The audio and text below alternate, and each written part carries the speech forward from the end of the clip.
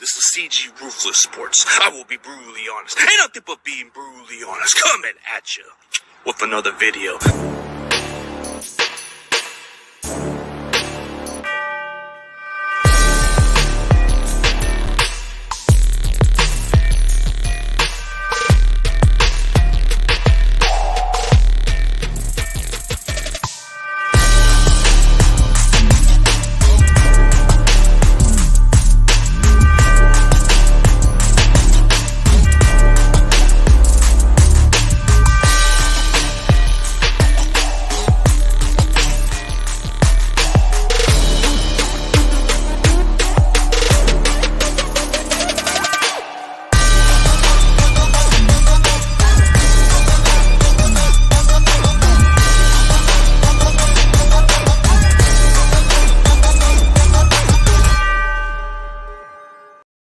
Ladies and gentlemen, please welcome back Marc Adams from 49ers Cap Lot. What's up, man? What's going on, man? Love your intro. It brings it right out of the gate, man. It brings the energy. It's so cool. Yeah, it sure does, man. But hey, it's great to see you come back once again, man. He's part of you were part of the 49ers Webzone, and you do a lot of these articles, which is pretty catchy, man. I checked out a couple of them lately, man. It's caught my attention. Good. It's fun, and it's fun. We do a weekly 49ers mailbag. And that's kind of fun just to play around with and see what people are, what questions people have on their minds. And sometimes we get some that I don't want to put out there, but most of them are really good. And so it's kind of fun to interact with 49ers fans and just kind of see what people are thinking. Yeah, it does. And especially the way you write your articles, it's, you do what you got to do and then you get those questions. So that makes it pretty interesting, man. So that's the thing. But the most intriguing question that we all want to answer for week one is that Trey Lance, man. Everybody just doesn't, there's that split side of our fan base that just doesn't seem to believe in the kid, and it's too soon to judge him. Then you got the side of those ones who believe in him.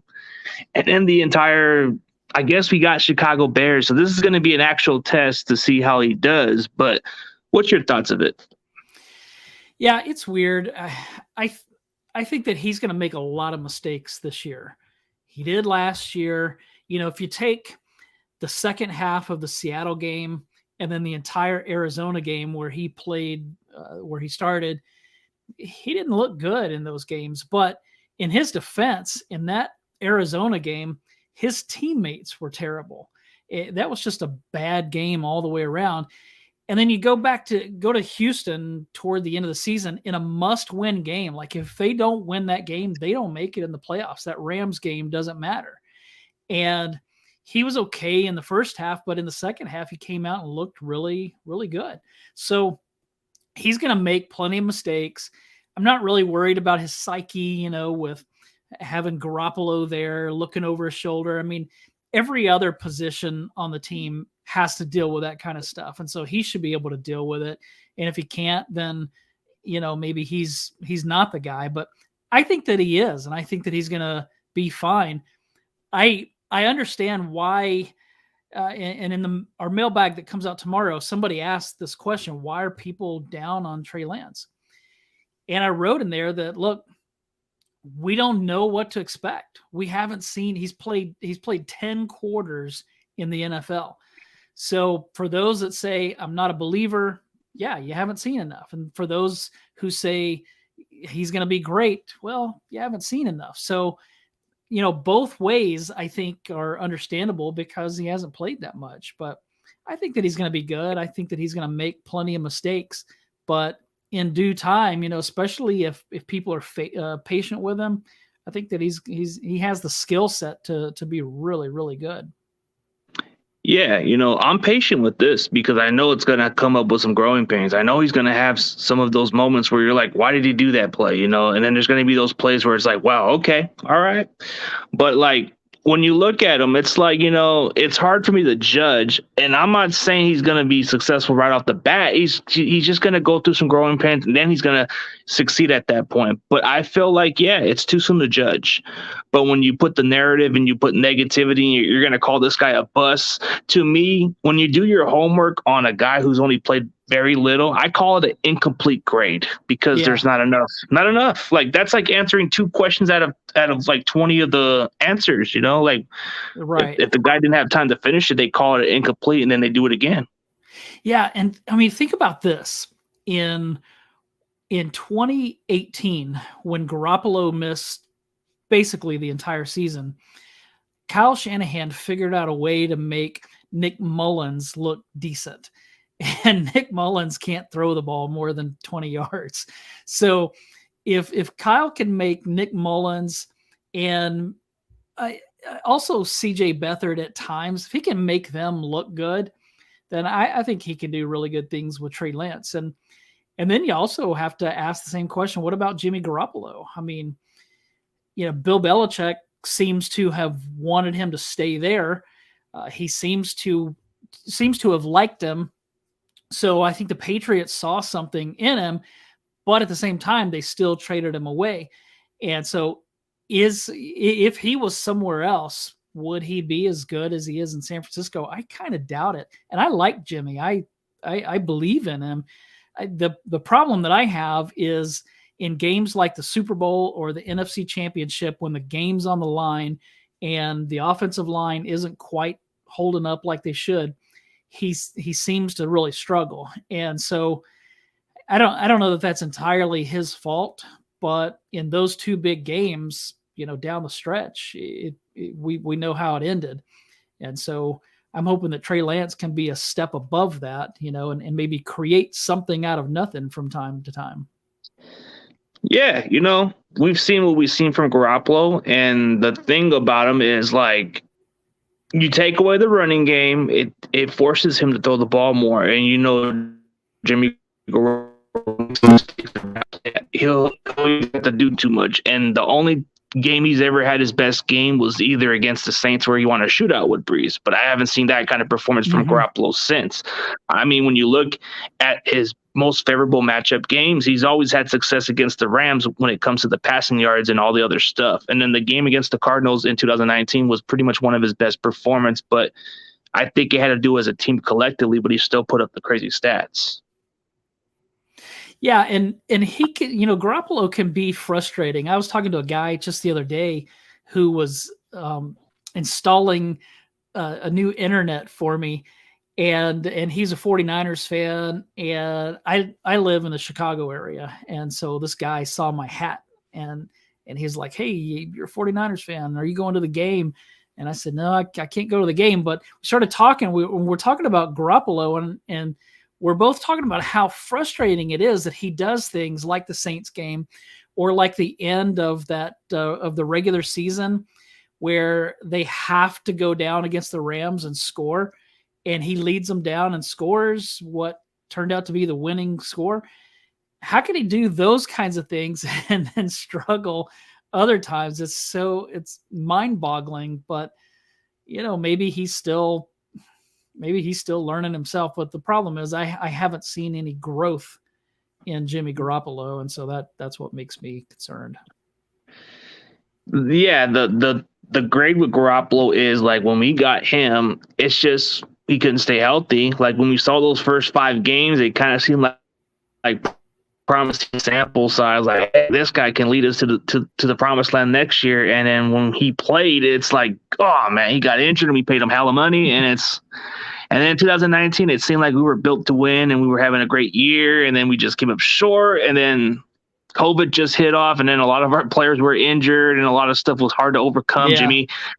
Jimmy was in and out of games, and then this year, Jimmy was under pressure because we drafted a quarterback, and we thought this would motivate him. I don't know. It's like looking at Jimmy Garoppolo's overall performance as a Niner, I guess you could say he was a B+. He just wasn't the guy. Even if he was injured, he just still wasn't getting the job done either way, because we wanted to win the big one, not to lose it, Yeah, I mean, he wins games, but I think that, we remember Montana and Young with the game on the line, putting the team on their backs and carrying them to victory. And that's just not something that we've seen Jimmy Garoppolo do. Yeah, it's kind of been the issue with him. Like when you watch how he plays, if the receivers are on the same page or if the running game's on a flow, this is where Jimmy's at his best. But you take away the running game, Jimmy's going to be forced to throw the ball. But if you don't protect Jimmy enough time on the pocket, that's where he panics. And that's the problem with him. But the thing that's very interesting about the situation we got at quarterback is I think this is a win-win for the Niners, even though it seems like a negative for the Trey Lance situation, because I feel like I don't think he has to look behind his shoulder.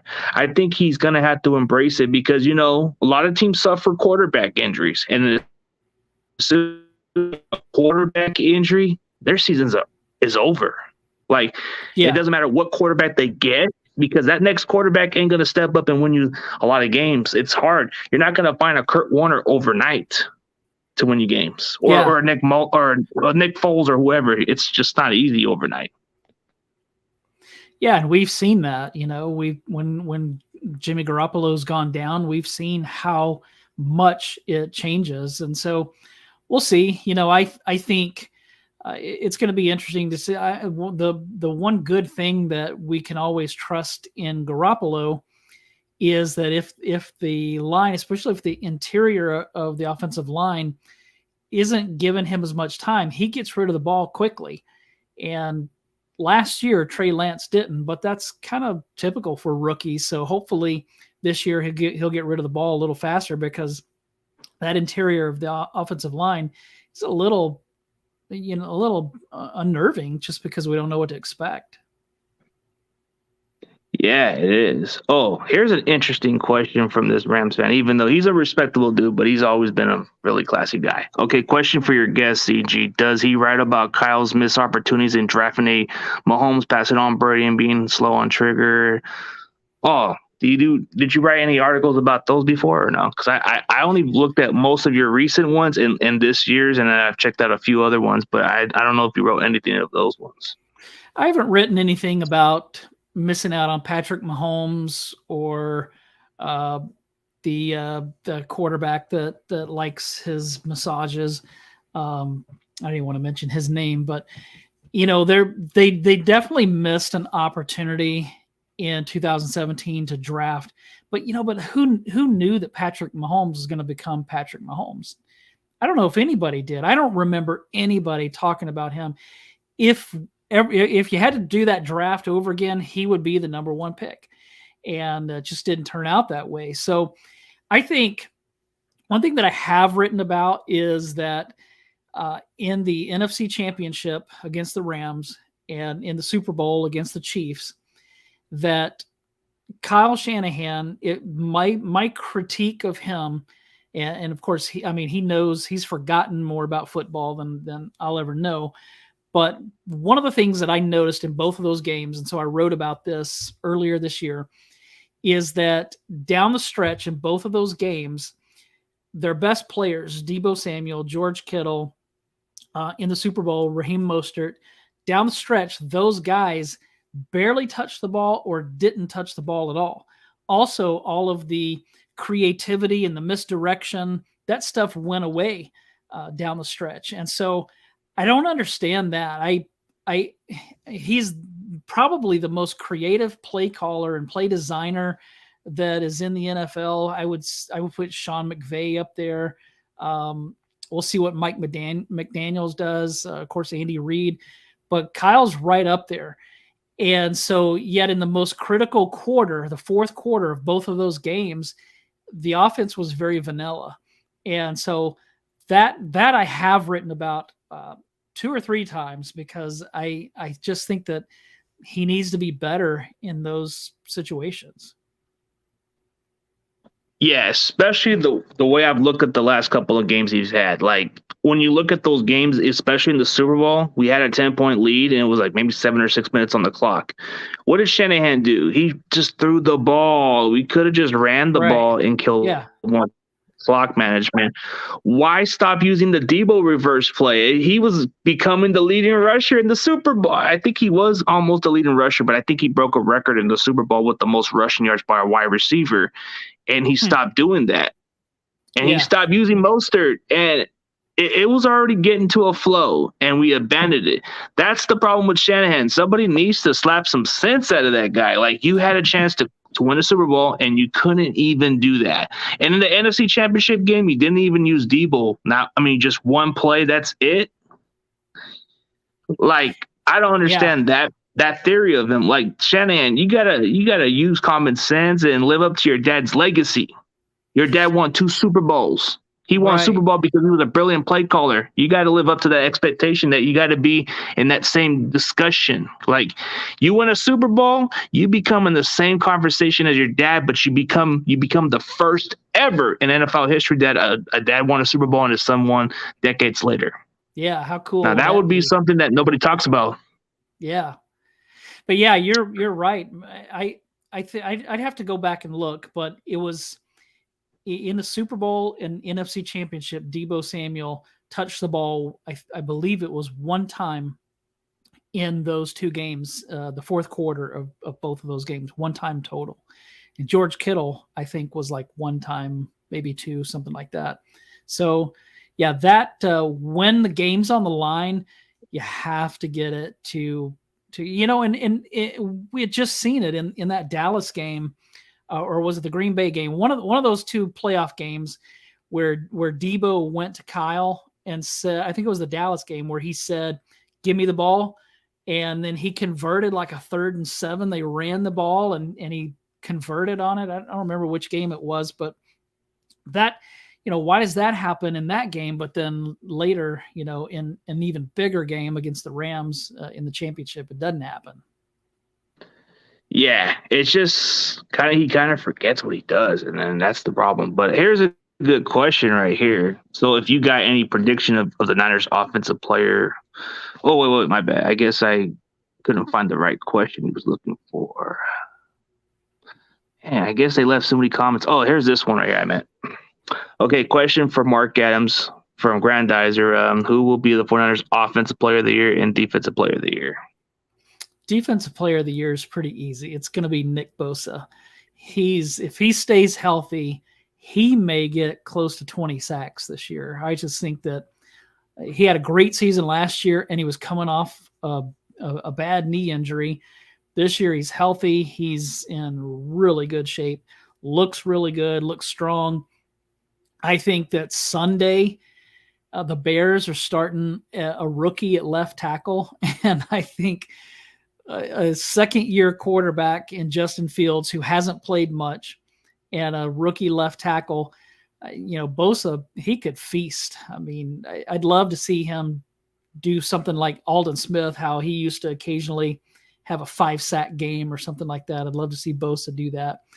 Offensive player of the year, man, I want to say Brandon Ayuk, but I just don't know. So I probably go Debo. Debo. That's kind of bold for you to go with Debo because he's the safer one because he's going to get more of the targets. But I'm going to go with Ayuk this year because I feel like the chemistry with Trey Lance makes a huge difference. They're working together. Yeah. So I think he's going to break out. And then you look at the defense. Okay, besides Bosa, he's like our heart and soul of that defense also. So you got Fred Warner, who doesn't get enough recognition. This guy is our leader of that defense. He makes tackles. He steps up at the next level. Good coverage linebacker too. Really smart when it comes down to it. Oh, here's another question. This one's the most disappointing out of all of these questions because honestly, I've had high hopes on Trey Sermon, and it's just disappointing it had to come down to this. But this is a really good question. So, question for Marc Adams. Any last words for the legacy of Trey Sermon with the 49ers? Was it that he just wasn't not a good fit or his play was just poor? I think that he was too indecisive. They want a running back that's going to make one cut and hit the hole. And Trey Sermon just never could do that. And I like Trey Sermon. I'm an Oklahoma guy. And me too. So I liked him at OU. He was good at Ohio State as well. But when he was a freshman at OU, I remember saying, I think it was like 2017, something like that, maybe 16, I can't remember. But I remember saying he's going to be really good. But while he was at Oklahoma, each year his carries dropped. He started getting less carries as his time at OU went on. And I couldn't understand that because I felt like he was the best back that Oklahoma had during that time. But the coaches there must have seen something they didn't like. So he goes to Ohio State, has a pretty good year, but at the end of the year has this crazy good rushing performance. And so then the 49ers take him. Look, last year when Elijah Mitchell was hurt, Raheem Mostert was out for the year, Jeff Wilson Jr. was coming back from an injury and never was healthy enough to really make much of an impact.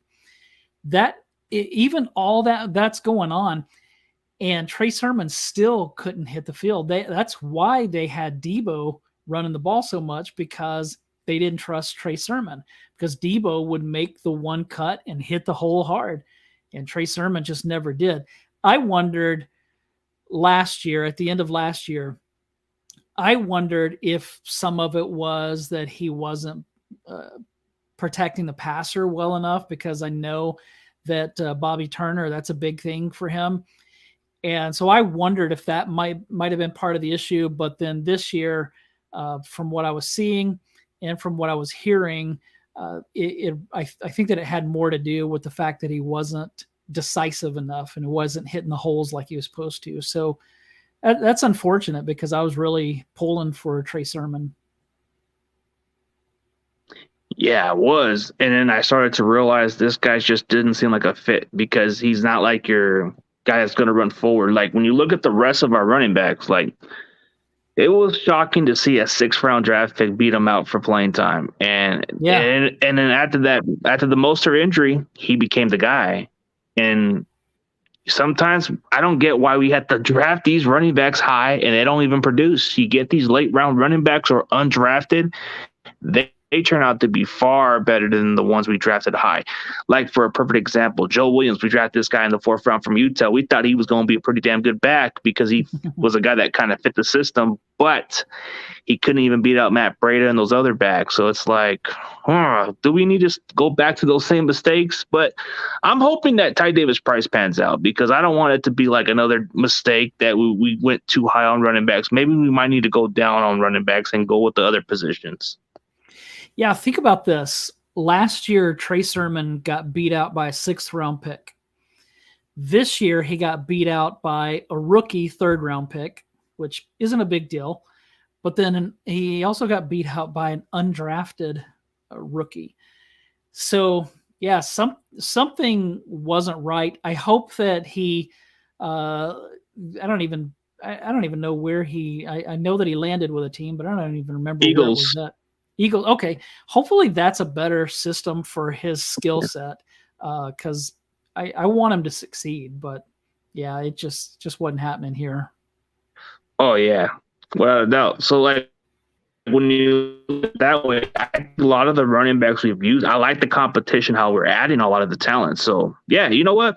Since Grandizer put in a good question, I think Elijah Mitchell could be a dark horse for our offense. I think he might have 1,000 yards, or maybe this might be a shocker, because this running back's pretty deep. Like you got Jordan Mason, who came undrafted. That's like he's just exactly what we wanted Trey Sermon to be: run through those holes, catch the ball at the backfield.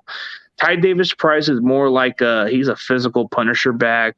Like if you watch him play in college, all I've seen from this guy was he just hit people and run people over and then just runs. He had that straight line speed like I've never seen from a 230-pound running back or a 220 or something like that.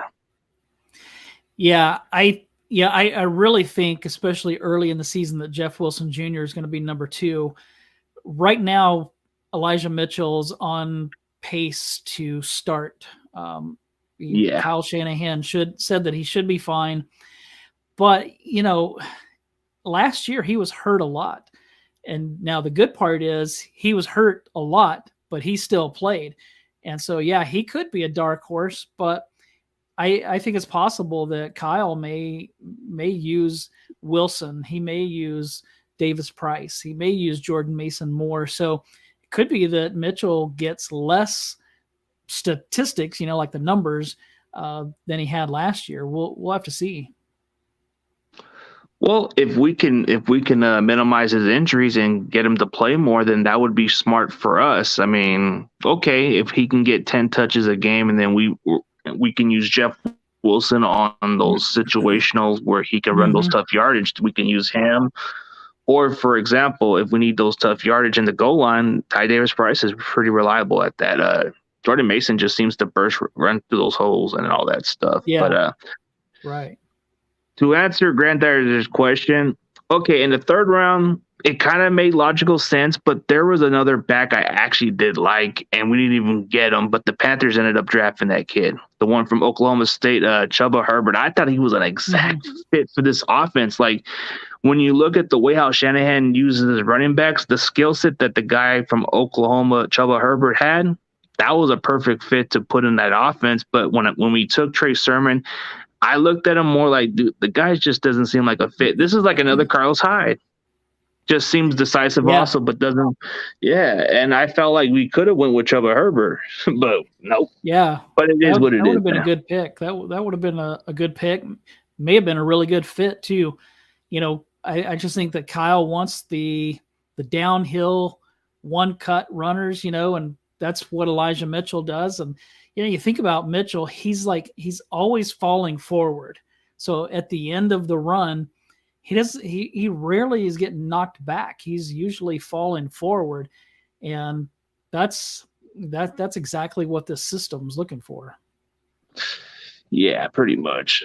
Oh, well, since he's already been cut, what was your take on how far Jonathan West is? Is he being a solid center? I don't know. We just cut him, right? Yeah, and I really I was hoping that he would be the answer at center long term, but I just from what I kept hearing at practice, he just wasn't impressing, and then in the game, those preseason games, he just wasn't very good. So, hopefully, I don't know. Did they bring him back on the practice squad? I don't remember seeing that. Yeah. No. And I don't have that right here in front of me, but yeah, that would have been a good. I'm not. I think we got him on the practice squad. I think we just put him in, but I can't remember. I probably got to look into it deeper. But question on your guest. Thought on Kyle loading up on the defense, but forgetting the O-line and the weird Max situation where Kyle didn't know he was going to retire. And so, see, that was the most frustrating part during this offseason was, why are we going to wait for a center to make up a decision? You got to have a backup plan. And I'm just not sure about Jake Brendel. It's like, no offense to him, but you're a journeyman, bro. You're like almost 30 years old. You only had 2 career starts, 5 games played. Dude, I'd rather go with somebody that I can at least depend on. Brett Skill, come on, stop trying to be cute, Shanahan. This guy can't play center. He can't play center. Yeah, with Jake Brendel, obviously because we haven't seen him, there's going to be some fear and some trepidation there because the center position in Kyle Shanahan's offense is really important. And, but I just keep going back to the fact that Chris Forrester, the offensive line coach, really, really wanted to bring him in and pushed for it and campaigned for it. And then Shanahan said, we brought him in and he's better than I thought he was going to be. So I think, with Alex Mack, they obviously wanted to bring him back, but I'm wondering if they weren't in a hurry because they like Brendel so much. And so then, my concern isn't as much with Brendel, it's the 2 guards. I think that on Sunday, and we may find out more tomorrow or later this week, but I think that they'll probably go with Aaron Banks on left guard and Spencer Burford at right guard. But I think that if one of them struggles, I expect Daniel Brunskill to slide in, because Brunskill's not a great guard, but he's good enough to get you by. And so if those two young guys are good enough to get the 49ers offense by, I think they'll stick with them and let them grow in that position. But if one of them's really struggling, if one of them's doing a Kwame Harris, however you said his name, I think it was Kwame Harris. Oh, Kwame Harris, I remember that guy, that first round pick from 2003. Yeah, that guy was terrible. He was, couldn't block to save his life. Tackle. Yeah, he was a tackle, but he was bad. And so if these guys are like that, I'd rather have Brunskill in there, but we'll see. Yeah. Well, I mean, Brunskill can play every position. I just don't like him at center. Like, put him at guard, that's fine. Tackle, that's fine. But please, not center. It's like I don't see no point of it. But when you're thinking about it, so you don't feel concerned about Brendo at that center position. That's kind of critical for me to feel that way, because I look at that guy with limited, like not too much starting experience. In college, he played a lot. But when I look at him playing, I want to be convinced by him. I want to see if he is the answer. But I want a guy that's got a little more season, not somebody that's just been – I get it. He didn't get opportunities. He didn't get a chance. I get it. Like, it's one of those opportunities, the door's open. This is your chance to take it. I like those kind of guys. I want to root for them. But when Shanahan wants to have a guy who fits the offensive line system, doesn't he value centers more, if I'm mistaken? He does, yeah, he values tackles and he values centers in his offense. Center is really important. They call the protections for the offensive line, and Kyle typically isn't as interested in the guards. I think that he puts most of his value at center and tackle and just believing that they're going to cover for the guards. And so I think, the question's been asked, why didn't they do more for the interior offensive line? And one reason is because they paid Trent Williams so much, and you can't pay everybody. I wish that they would have kept some of the guys that they lost last year, like DJ Jones was one. And the left guard that they had last year, I wanted them Tomlinson. to bring both of Laken Tomlinson. I wanted them to bring both of them back, but you can't pay everybody. And I don't think that the 49ers are going to pay guards. So hopefully Brendel can hold his own. Yeah. If Brendel can hold his own, then I think they're going to be okay, because McGlinchey isn't great, but he's not horrible. Trent Williams is really good. I hope that he can stay healthy. He had some injuries last year that he dealt with. So hopefully they'll be fine. When Williams has been hurt in the past, they've had some guys slide in and do okay, whether it was McKivitz or I'm trying to remember who it was in 2019 School. Justin School did fine. And Brunskill played a little. Yeah, that's right. Brunskill did, I think, at right tackle when McGlinchey got hurt in 2019. Yep. So, yeah, if they can – kind of string that together, with duct tape and all that, then I think they'll be okay. And especially the way that Shanahan calls his plays, I think they'll be fine. Yeah. Well, when it's this way, we're all questioning about the interior line with the guard position, right? So it's like, I felt like the plan was when they drafted Aaron Banks, they wanted to groom him to replace Tomlinson. So I think that's why they didn't even go as aggressive to getting Tomlinson back, because Tomlinson was very reliable. He was healthy. He was durable. He was consistent. When we got him, he was considered a draft bust. And then when we got him, we made him into a pretty solid lineman, and he did good. Yeah. But now that we just move on, he's already like at the age of 30. So it's like, I get it. He gets up in age, but he still would have at least been productive at that point. But yeah, you spend a draft pick on a second round draft pick on a guard, so of course you might want to just give the guy a chance. He didn't play last year because he didn't need to, but they really like what they've seen out of Aaron Banks. And yes, speaking of the other guard, Spencer Burford, this guy, none of the fan base knew who the hell he was until I interviewed this guy. They had to search up Spencer Burford, and they found out that I interviewed this guy. Yeah, and I remember that. What's very outstanding about Spencer Burford is he learns quickly. Like any bit of his mental reps, this guy he gets it. Like Yeah. he'll capitalize it. And he did play tackle. Last 2 seasons at UTSA, he did play tackle, but in the beginning of his college career, he did play guard. So that's what makes it so simple. That's why the coaching staff really likes him. Like, if they didn't want to put him at guard, they would have just put in Brunskill out there. But instead, they really like Burford a lot. So Burford is starting to get better. He's going to have some moments, but this guy looks pretty physical. Yeah, and I kind of think of him similar to the way that I think of Trey Lance, in that he's going to make some mistakes. He's going to give up some sacks. He's going to look bad at times early on. But I expect him to get better and better. What I think, if Brunskill ends up playing a guard position, I think it's going to be left guard, because I am more I am more confident in Burford than I am in Banks. And oh yeah, I just that's don't know what understandable. to expect from him. The thing I like about Burford is he came in as a 4th-round pick. Like, nobody was looking at him. But when you saw the way he played his competition, he dominated that competition at that line. Like, the guy that we were looking towards the draft from Western Kentucky, I forget the guy's name, that he got drafted by the Falcons, but we were looking at that dude. And I think when they saw that film from that guy, Burford, like, demolished him to the ground. Like he was nothing.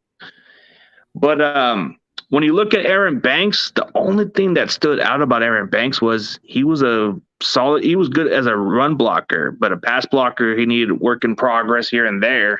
But the problem is that, like, when he played at Notre Dame, they're usually well coached. They're supposed to be good at the next level. But the problem with him was they were concerned about his weight, his like, I guess what you say, his athleticism. So that was the only thing they were looking at.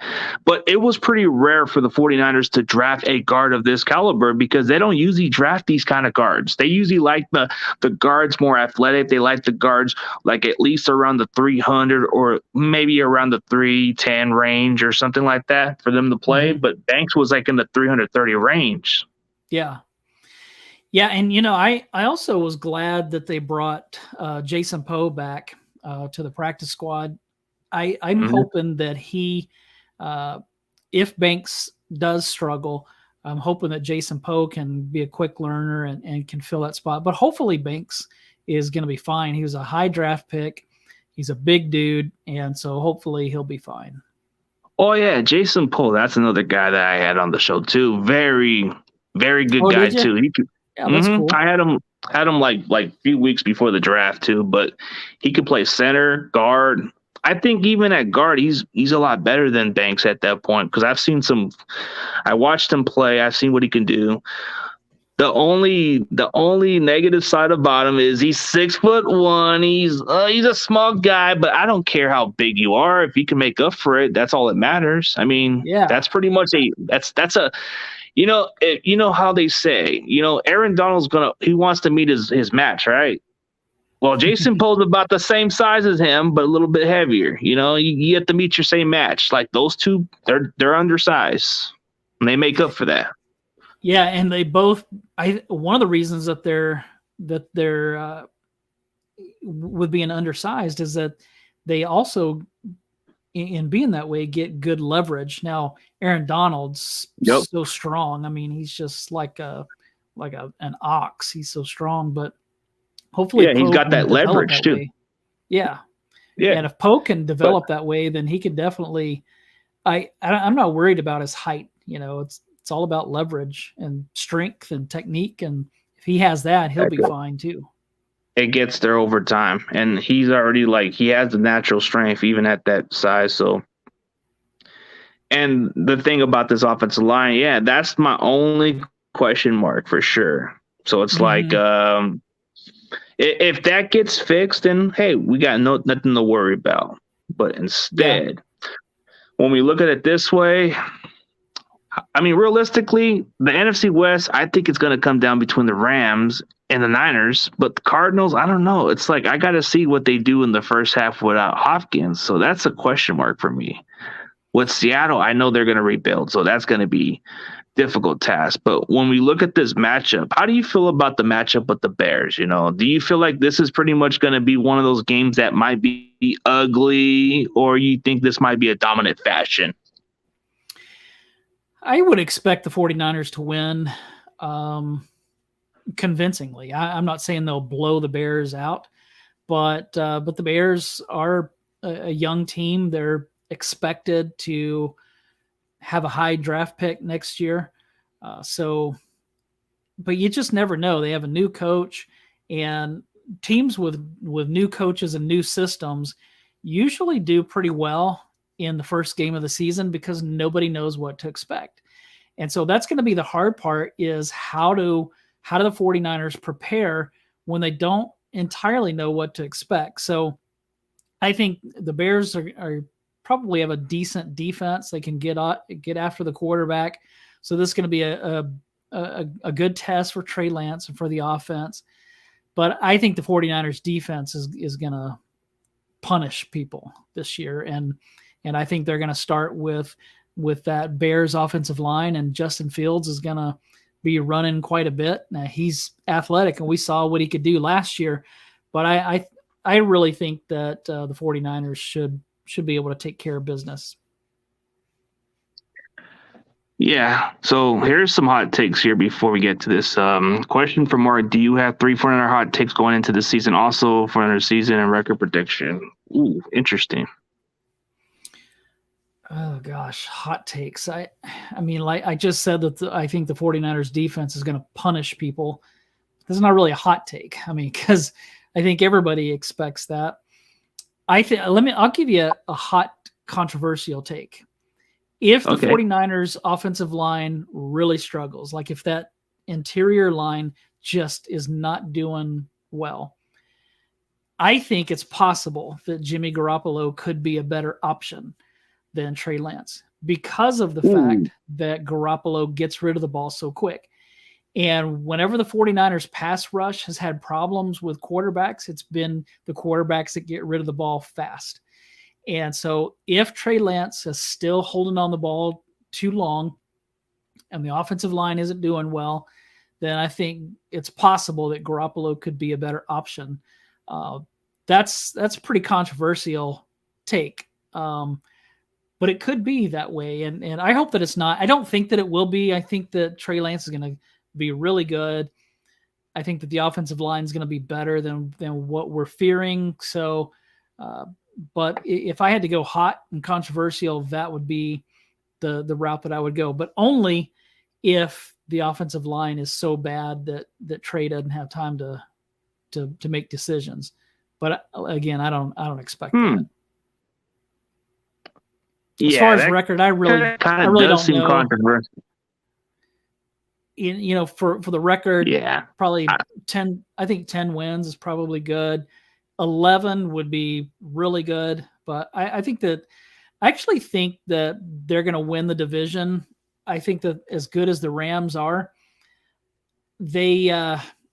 it's different when you're the defending champs and everybody's coming after you.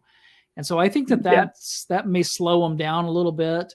I think that they've lost some players that, they brought in some players as well, but we'll see. I think it's going to come down to those two teams. They'll both make the playoffs.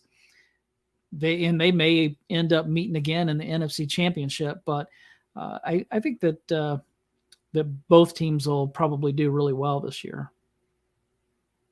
Ooh, that's a good hot take. We might see a rematch of the NFC Championship game. That might be something that people might not even see coming. Like, hey, it's kind of like you want to build a rivalry. You want to build the Giants and the Dodgers rivalry. You want to build up the Lakers and Warriors type of mentality. It kind of has the building up right there. So it's like, I wouldn't be upset about this matchup. I want a rematch actually, but realistically, when I look at if I'm going by hot takes of what I see, this might come as a surprise, but I think this might be the most shocker.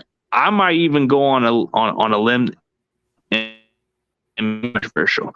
I think Trey Lance is going to be a guy that's going to be in the race for the MVP. I think he might make a case. Like, this might sound crazy and delusional, but this is a hot take that everybody's hyping about, right? They're hyping about him maybe being in the race. I'm not saying he's in the candidate. Like, he could be in the discussion, like kind of like how Derek Carr was before the injury or any other quarterbacks, but he would be in the discussion maybe.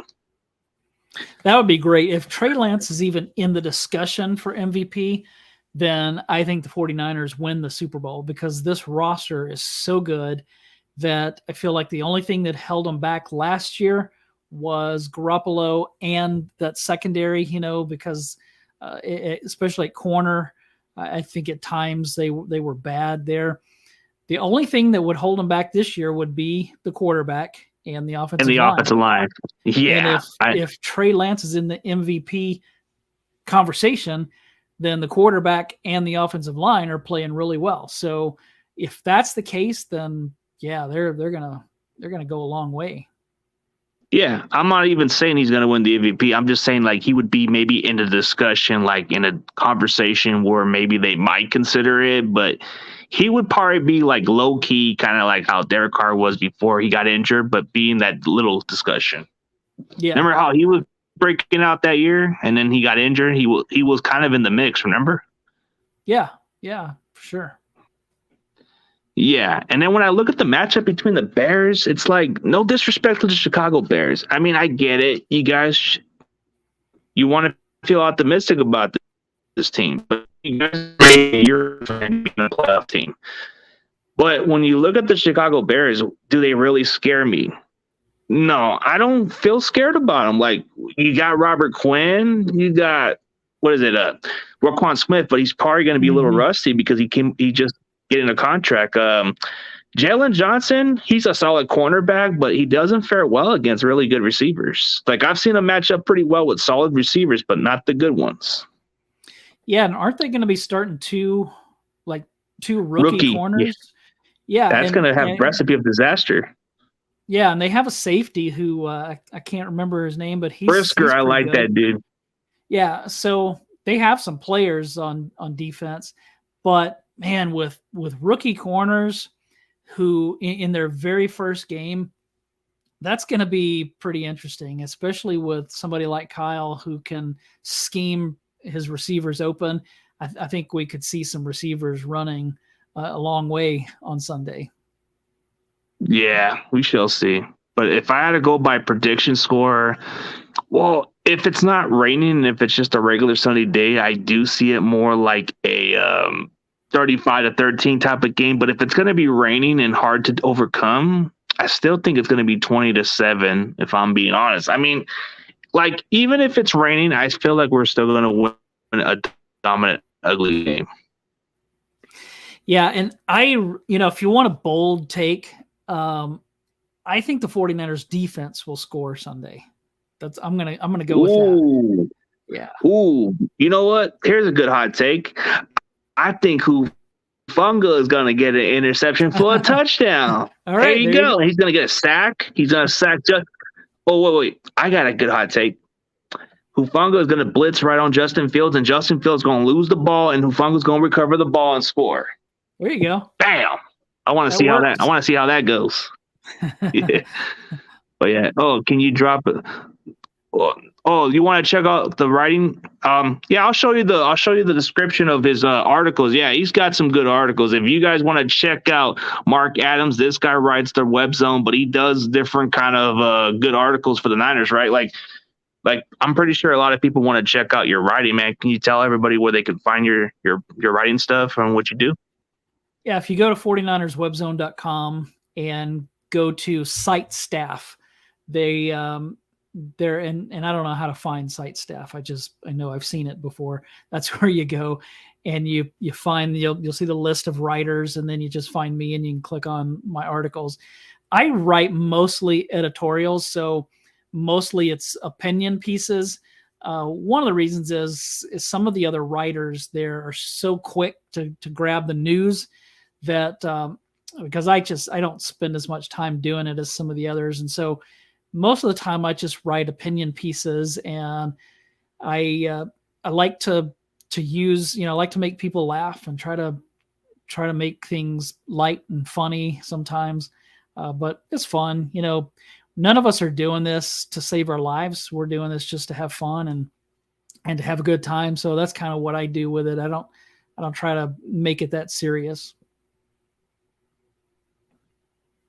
Yeah, you do your thing, and that's what matters. And you do exactly what you're doing. You put on some pretty good articles, like and I'll just put the comment over where they can find your article, man, or I'll just drop it down the description later on. But yeah, dude, you're doing a good job, man. So it's like, when I think about it, man, just look for a guy who looks like Kevin James from King of Queens, and you'll find his article. Trust me. You see the face of this guy. This guy looks like the mall cop out here, man. This is Paul Blart. He's my guest. That's hilarious. Yeah, the last time you told me that, I was like, wait, isn't he really fat? But you're a little skinnier if he was on a diet right now. Yeah, that's so funny. I know, man. Yeah. But so for everybody else, it is a good site. See, even John Jay said it's a good site, and this is where everybody can find Marc Adams. So Marc Adams does he does a website, and he does the 49ers Camelot, which I think you do a podcast channel, right, or no? We haven't started it yet. One of the guys from 49ers Webzone and I have talked about starting up a podcast, and we just haven't done it yet. I get asked to be on a lot of podcasts, and I've even done some spots on ESPN radio out of Honolulu. And so that's been keeping me busy enough that I just haven't started my own. And so Chris, the other guy that I have talked with, he's pretty busy as well. He's doing some editing for some other place, and so it's keeping us busy. But if I could figure out how to write how to comment here, I could send you the link to go right to it. Here, I'll put it in the private chat, and then you can copy and paste that and put it in, because no problem. I'll see what I could do, man. But okay. I think I gave them I comment them under the. I told them they just need to go on this site right here, then they just look for your name right here. So that's pretty much it. Yeah, but, so I just put in the private chat, I just put the direct link right to it. So that would be pretty easy to find those. But yeah. Yeah, it is. I mean, you do a pretty good job. You put on some good controversial takes, and then you put on some realistic ones. People have different opinions, it doesn't matter what people think. Like you just said, like you want to give Trey a chance first, so we got to wait and see what happens. But I think he's going to be really good, but we have to be patient and give him a chance to develop. Yeah, and the hot take for me to say Trey will be in the discussion, I think he might put up some Joe Burrow type stats, where maybe he might have a game where he might. Yeah, and Joe Burrow was kind of in the mix, but he wasn't like all the way in the mix. He was like in the comeback player of the year discussion. Right. Yeah. All right, cool. But so I definitely appreciate you on the show, bro. Maybe down the road we'll definitely catch up once again. But man, it was fun. Like for anybody, any Niner content creator or somebody in general who wants to get in contact with a beat writer, follow him on Twitter under 49ers Camelot on Twitter. Check out his article on 49ers Webzone. Just look for the staff. Look for a guy that looks like Kevin James that goes by the name Marc Adams, and then there you go. That's awesome. I just got a good sense of humor, man. I got a good sense of humor. Well, hey, thanks for having me on, man. It was a blast. Anytime, bro. Just give me an update on what works for you, and then we'll definitely figure out something at some point. Sounds good. Sounds good, man. Thank you, man. So as always, CG Ruthless and Marc Adams is out, and we'll see you next time. Yeah. Peace. Go Niners. Go Niners.